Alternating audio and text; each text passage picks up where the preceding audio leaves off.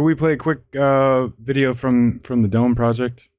I know LD's been up it's in late. Washington working with Ernie Hancock and some freedom-loving people making Buckminster Fuller-esque geodesic domes that are made from uniform pieces of metal, and then they are covered with aircrete, which is a sprayed form of concrete. Gives you a lot of space under roof. Not a whole lot of money. It's less than $5,000 to build like was it the 30-foot dome, Ernie said? We'll see. Anyway, once I move, I'm getting one, and so we'll have more up close. But LD's been on the spot actually fabricating and constructing the domes up in Washington, and filming. and filming, so that he's got something to show at the end of our show. So let's check it out. Oh, well, here we go.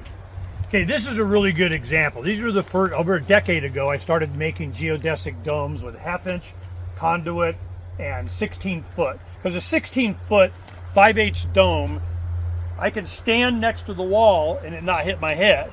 So you get a full 200 square feet, and we've used it for aquaponics, I called it the Aqua Dome, and we've had a lot of little projects with this, but we haven't shot it with concrete yet. So this is hog fence, and it's really robust, and we were able to stretch it down over the frame, and then we put this spider lath over it. It's just for stucco and stuff, and we've covered this, and day after tomorrow we're going to shoot it with concrete. We got the equipment out here, and somebody that's done it before is helping us out. But this is like a donor dome. It'll be nice, but it's for us to practice on, and we'll leave it up here, and it's going to be used quite a bit. But this is what we're doing just to get a feel for it, to do the bigger dome, the 22-foot nice full-size door, 24 by 36, couple of windows. This over here is the workshop. It's a 30-foot dome, and eventually all of this practice is going for us to be able to cover that. Now it's just covered with plastic to be out of the wind and rain for doing the work.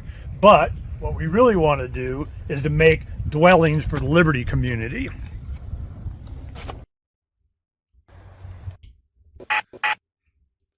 All right, so that's awesome. Okay. Yeah. If we could just. But that was early in the week, and he's got other clips. Yeah, I was making videos every day, and I basically have a short film now. More editing to do. But if you're interested in hearing more, go to freedomsphoenix.com, click on the radio, TV tab. I did 3 shows with Ernie on the bus, and that was a lot of fun. We talked to his friend Greg Tivnan in Missouri, and we talked to James Corbett.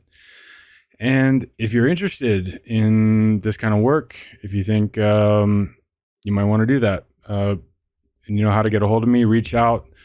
If you know how to contact Ernie, we're looking for people to help. The owners of the land there have another spot of land down the road, and they are looking to build 8 to 10 of these structures. So yeah. Do you have video of the one with the door and that you guys are putting the concrete on, so people have a better idea of like? I do. Yeah, give me a That's second. what I'm curious about. How far because people for the foundation, how deep are you going for the rivets on the? All right, so how sturdy is that? That's going to be foundation, whether you attach it to the ground and the poles go 4 feet deep to avoid the frost line in the north. There's a whole bunch of that stuff, right? Exactly. But just from this perspective, people sometimes want a root cellar or a storm shelter or any of these other things. And you're like, that would cost a lot of money. Now you have the opportunity to put a whole bunch of square footage under roof with windows, doors. It can be lockable, totally habitable.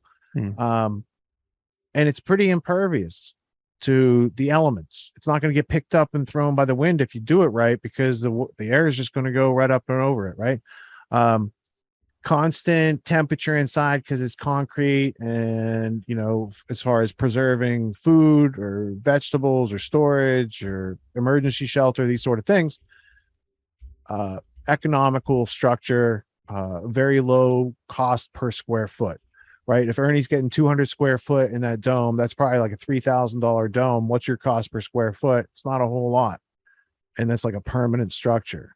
Now, if you just want to build the frame and cover it with some tarps like he did, yeah, you can have greenhouse in there, aquaponics, all sorts of stuff, right?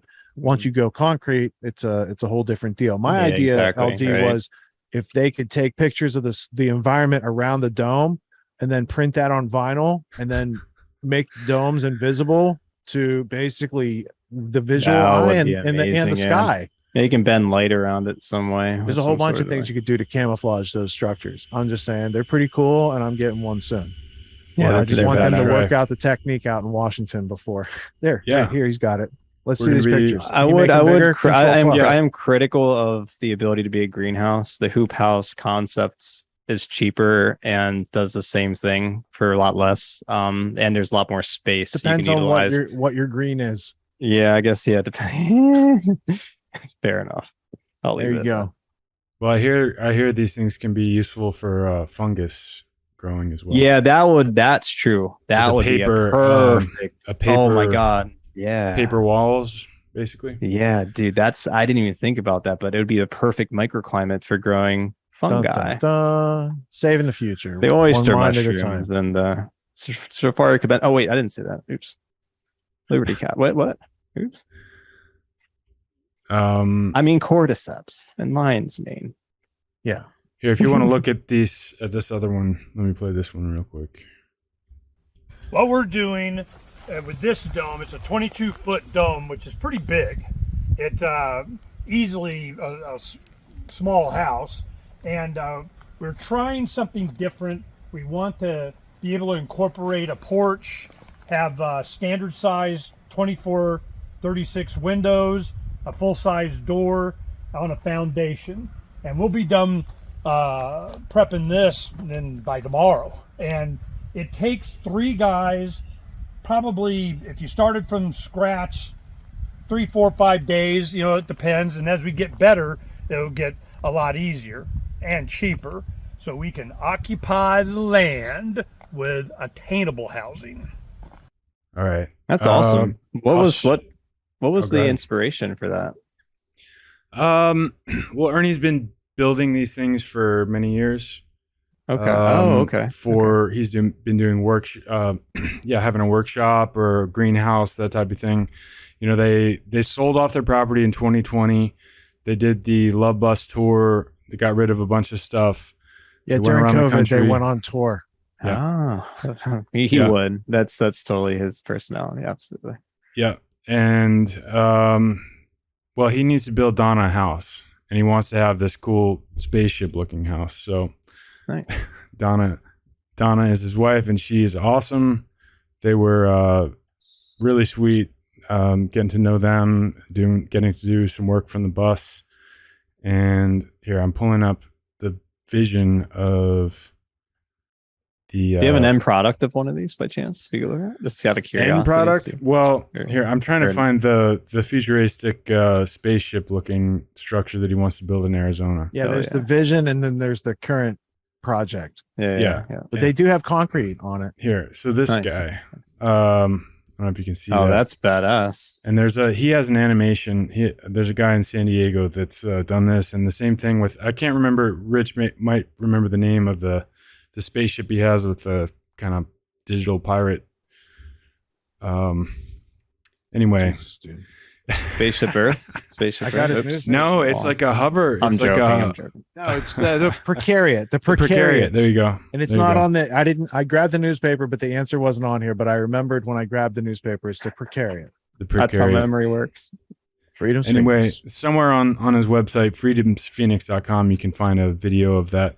I think for this kind of thing, he's talking about using an airbag technique. So these big airbags that you blow up and then you pour the concrete on it. yeah, And then you take rebar out and the airbag. concrete, take out the airbag. But the idea is we get good at building these things, and then we can build a bunch of them Scale it. together and link them up with hallways and make a pretty cool Could structure. also bury them.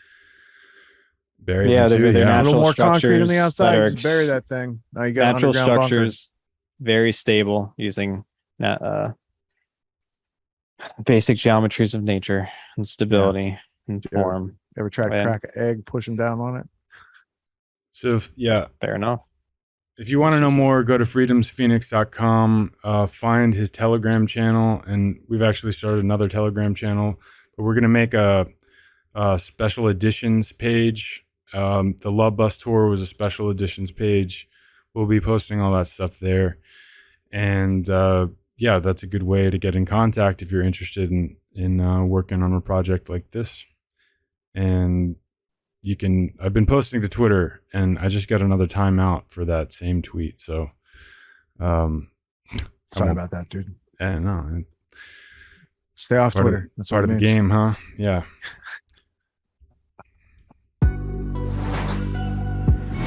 What makes the Grand Theft World podcast unique, invigorating, exciting, and informative? Most other podcasts out there are either doing straight up interviews or they're just covering the daily news. They're covering current events from the day they happened. And that is effective. It's useful. It's a great starting point. And then sometimes these current events change during the week past the first story. So we like to give it a little time. You have to wait till some of the dust settles on these stories in order to give them accurate coverage. And the other thing that's really missing in the media landscape is covering the articles that are coming out every day. That's great. That's necessary. But who's bringing in contextual history so that you can understand what has been going on for decades and decades to lead up to the machinations and actions that we see unfolding today? So what we do here on the podcast is we cover current events. Many of these things are censored, but we wait about a week. As a forensic historian, I focused mainly through my career on the history of globalism and collectivism and things that they call maybe the New World Order.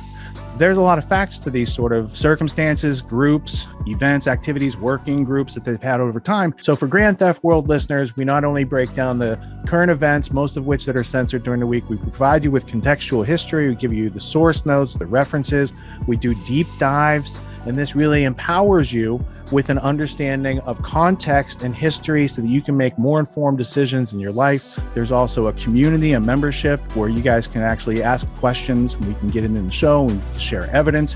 And there's a town hall weekly for Grand Theft World for those who listen to it and are interested in covering the stories that we don't get to during a 6-hour show. Listening to it an hour a day, you could easily consume the week's news, but you're going to have substance and meaning and context and understanding. And with that, you can make higher quality decisions in your life. So if you're interested in more quality in your life, go to grandtheftworld.com, click podcast at the top, and we'll see you there. Thank you. These allegations are false. This isn't Grand Theft Auto, folks. This isn't a video game. What are the most surprising things that you discovered once you started pulling on that thread? Who he was connected to, what institutions he was influential over, what events he participated in? Come on, man. What are we talking about? Come on, man. No. You don't have to think about it, dude. I got this quote because you said you didn't know much about Klaus Schwab. I made it my job to, as soon as this happened, I'm like, okay, this guy's their front man. Let me learn about the official history of the World Economic Forum. I got their 40-year history. I got every book that Klaus Schwab has written or ghostwritten. I went through those books. This is one of the most interesting passages. Come on, man. Come